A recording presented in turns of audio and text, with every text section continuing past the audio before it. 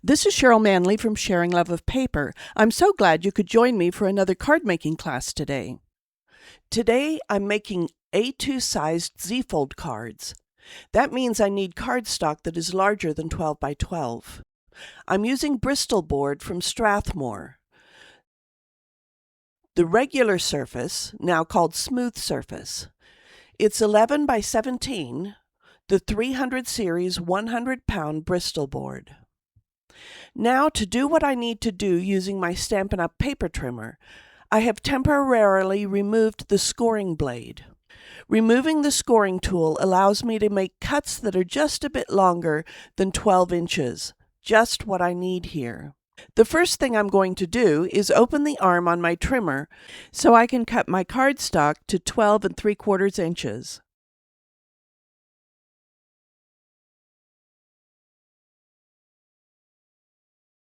This leaves a 1 1/4 strip that I will set aside. Now I'm going to turn it and I'm going to cut it in half at 5 1/2 inches.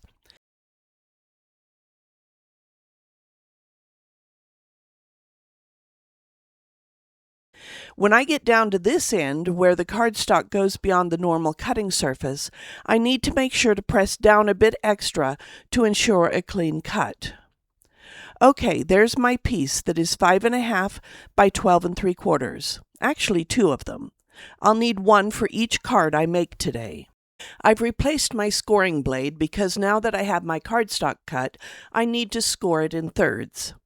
I find it easiest to just score 4 1/4 from each end, but you could score at 8 1/2 and then at 4 1/4 with the same result. Then I'm simply going to fold it. Sometimes it's easiest to fold one way and then the other. I'll bring in my bone folder and make sure the card is straight before creasing it. We want a mountain fold and then a valley fold. This makes it look like a Z when looking down on it, which is where this type of card gets its name. Sometimes fold-back cards are called Z-folds, but the panels on a true Z-fold have equal widths. For this card, I'm using papers from Stampin' Up's Florals in Bloom. These are 5 of the papers that come in the set. There's 2 of each page. And here's the other paper. I've already cut the page in half at 6 inches and trimmed off a 3/4 inch strip that I'm going to set aside for now. I'm going to start by cutting this into 3 4-inch pieces, though you'll see I changed my mind about this later. For now, my plan is to use one of these on the front of the card and at least some of the rest on the inside.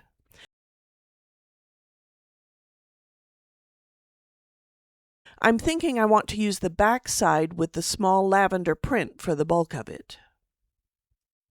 Off camera, I die cut the word lovely using dies from the coordinating Stampin' Die set called Sweet Blooms. I cut it from fresh freesia cardstock and from white Bristol board scraps. I want to offset the white.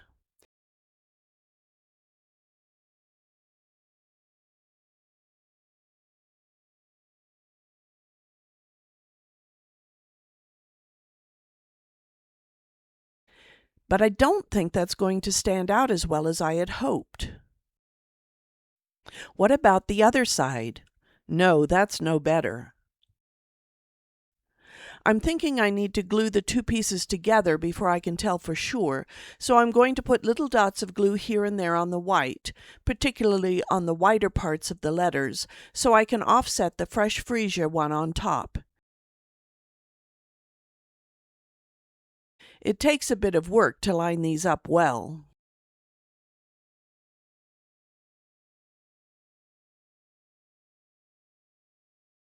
The set does come with a shadow die, and I don't know why I didn't try that.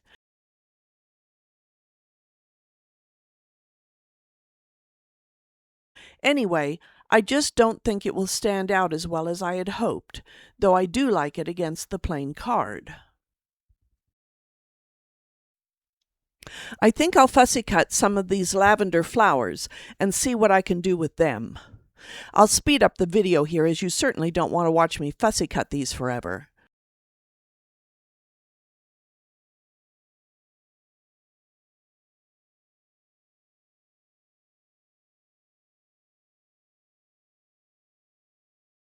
Had I realized that this was what I'd end up doing, I would have cut them out before cutting into the 5 1/4 by 12-inch paper. And if you choose to make this card, I strongly recommend doing that.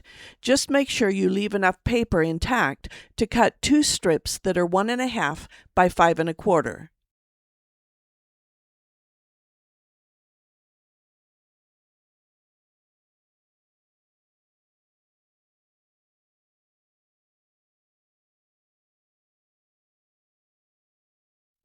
I think I'll go ahead and cut out a few extra leaves as well.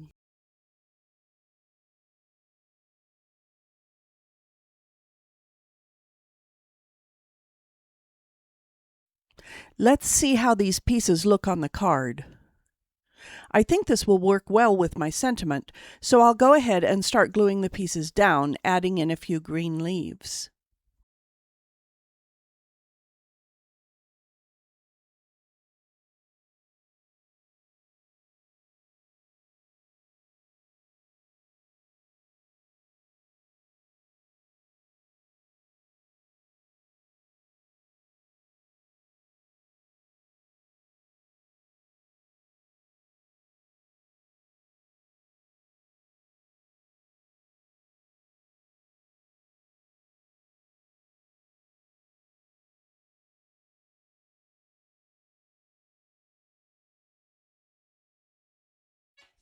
Okay, now for my sentiment. Before I glue that down, I'll grab a couple of the coordinating stamps and some garden green ink.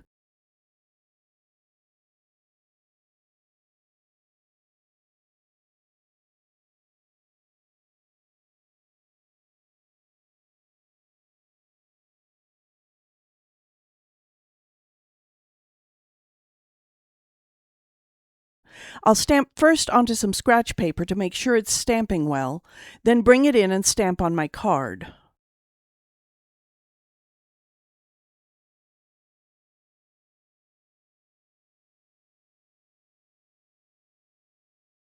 I'll clean my stamp on the stamp chamois.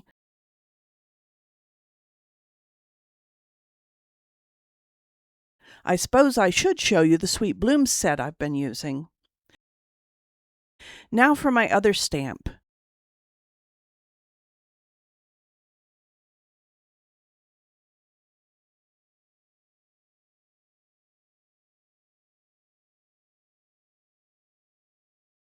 Shoot, I didn't get that Y. I'll bring that back in and do my best to line it up and get my Y stamped.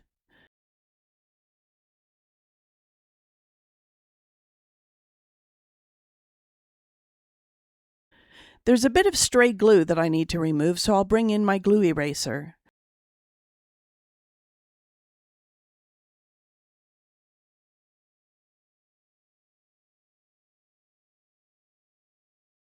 And now I'm ready to glue the last piece of my sentiment in place. I'll just add a little glue. I don't want very much or it will make a mess. It's helpful to use the silicone craft sheet for gluing such narrow bits, but I don't happen to have mine handy at the moment.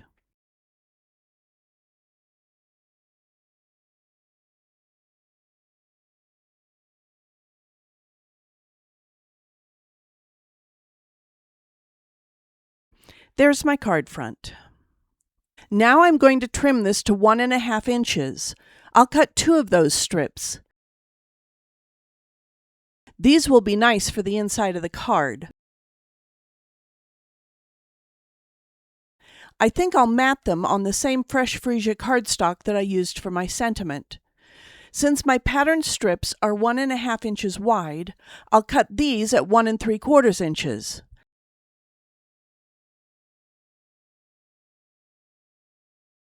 How will that look?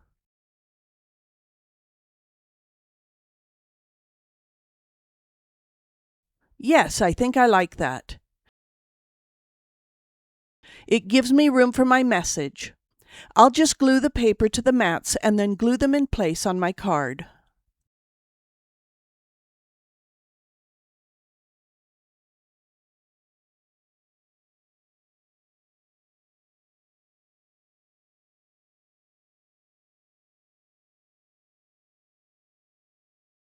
As I look at this, I find this blossom is bugging me. It was at the top of the paper and a little bit of it was cut off. I have another of those flowers right here on this piece, so I'll cut that out and glue it on top so I have a complete flower. I'll just take this fussy cutting off camera, and while I'm at it, I'll cut another small flower for the inside. So if I glue this on there, that's a complete flower, and I like that better. I'll glue that on.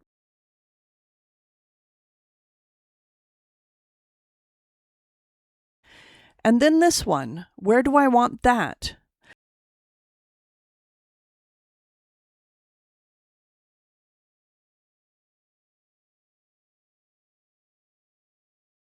I guess I want that right here where I started with it.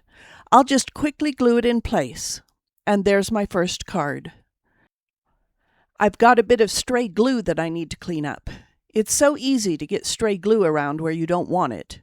These glue erasers are great. You can just get them at Amazon if you can't find them at your local craft store. Mine's pretty dirty from all the glue I've picked up, but it still works fine, and I can always trim the glue off. Card number 2 is an angled Z-fold, so I need to cut the angle. I'll measure from the lower left corner and make a light pencil mark at 2 inches. Then, using a long straight edge, I'll draw a line from that mark to the upper right corner. Let me just bring that in so you can see the whole thing on camera.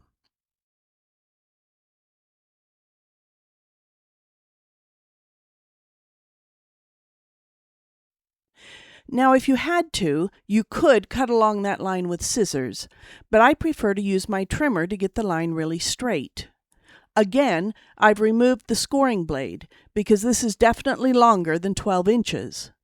But if I align that corner up past the paper stop and let it overlap at the bottom as I did before, I can cut it with my trimmer. So I line up along that line, close it, and cut it.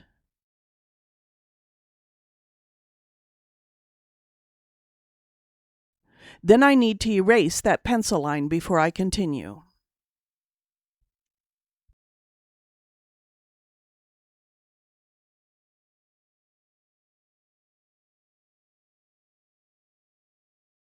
Now I'm going to put my scoring blade back in and again score it at 4 1/4 from both ends.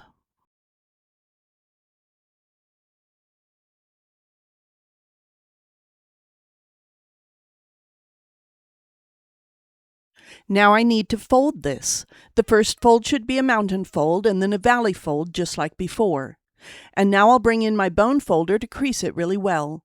You'll notice that because of the angled cut, when it's folded, we see the front of the first panel, part of the back of the second, and part of the front of the third.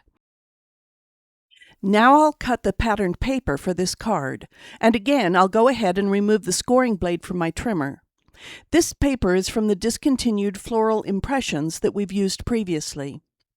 We'll start with a piece that is 6 by 12. I really like this type of card for this kind of paper, so we can see all of it. If we cut standard card fronts from it, which we certainly could do, we'd only see some of the colors on each card. We would not get the full rainbow color impact. Now I'll trim this to 5 1/4 inches.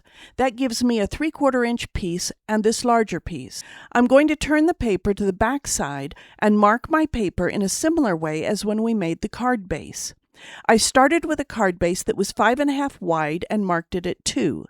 For the paper, I'm starting with a piece that is 5 1/4 wide and I'm marking it at 1 3/4.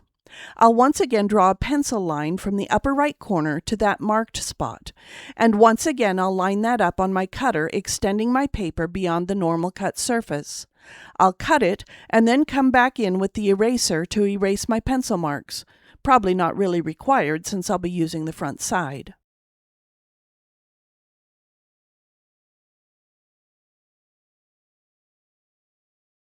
Then I'll cut it at 4 inches and again at 4 inches.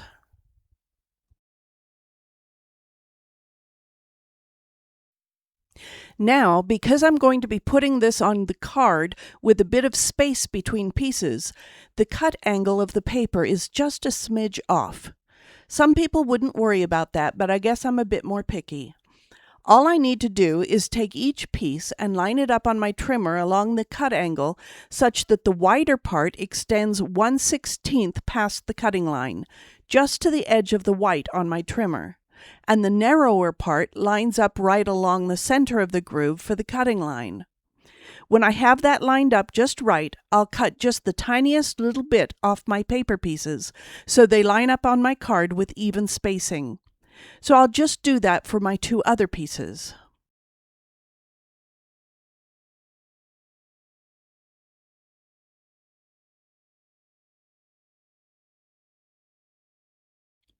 Now I can put my pieces on my card,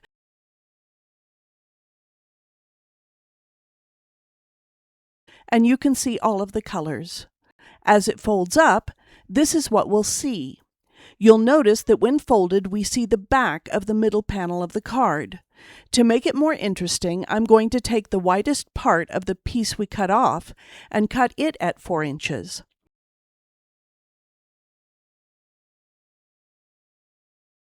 Then I'm going to cut my 3/4 inch strip at 4 inches and again at 4 inches to give me 3 4-inch strips. Now all I need to do is glue these on. I'll be gluing this so the reverse side shows. Then I'll take the strips and put them along the bottom edge. However, I want to have a bit of a border strip at the top of the 3/4 inch strips, so I'll go find something for that, and I'll be ready to get this card put together.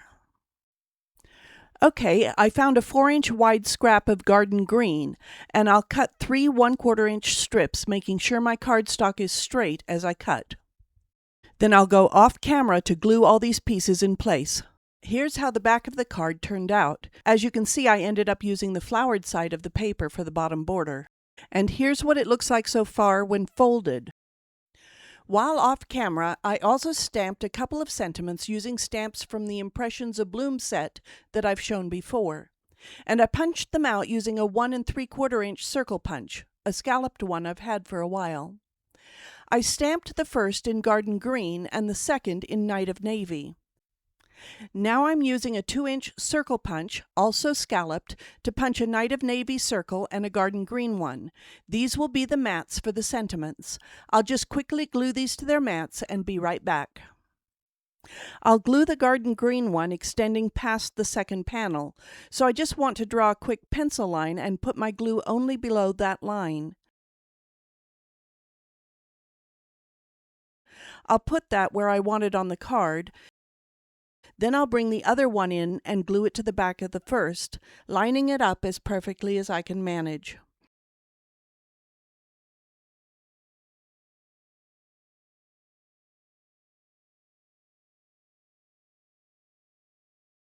And there's my card. It says thanks for being there. It allows me to see all those pretty flowers and gives me a place to write my message on the back of the card. I do think it would be good to add a little garden green bow right there. I'll do that off camera, then give you a quick look at it. Okay, there's card number 2 with its bow. And then here's a third card I made. It's made just the same way as card number 2, except I'm using very different paper, colors, and sentiments. The paper for this one came from Spellbinder's Utterly Adorable paper pack. So there are our 3 cards for today. 3 Z-fold A2 sized cards. Now for the close-ups. I do hope you've enjoyed these Z-fold cards. Most often they are made as a slimliner 4x6 card, since those sizes can be made from a 12x12 sheet of cardstock. But I thought it would be fun to make A2 sized Z-folds this time. As always, as an independent Stampin' Up! Demonstrator, I'd love to have you choose me as demonstrator when you make purchases from Stampin' Up! I would earn a small commission on any purchases you make, but that would not affect your price. Simply help to cover my costs and time for making these videos. Please remember to click that thumbs up, leave me a comment, and subscribe to my channel if you haven't already done so.